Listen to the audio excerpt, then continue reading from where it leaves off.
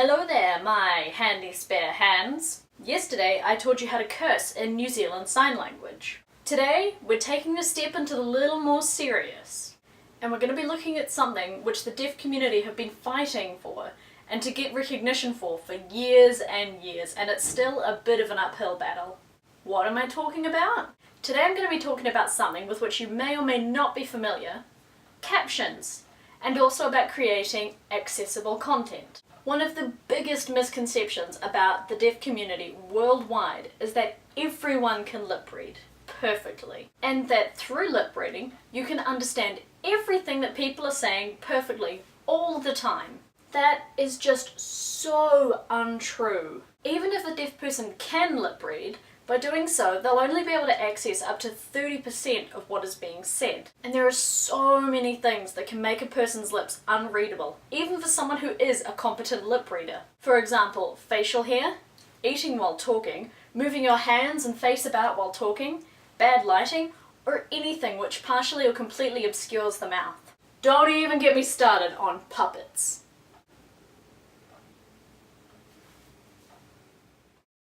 Isn't captions just another word for subtitles?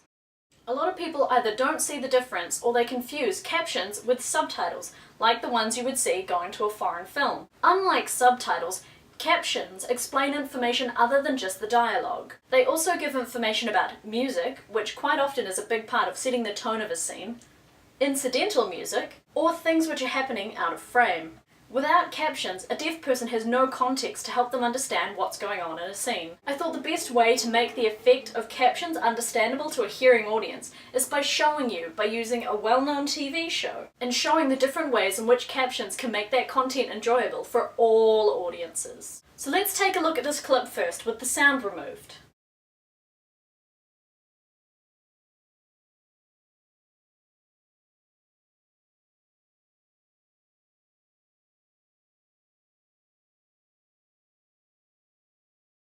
I'm willing to bet that almost nobody can tell me what was going on there.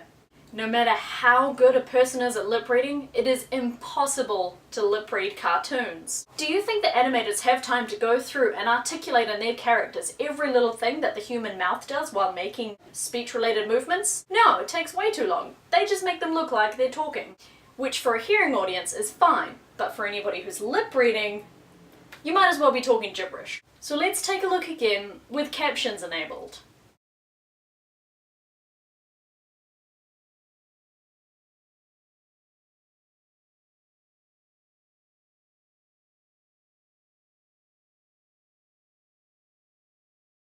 Starting to make a lot more sense now, huh?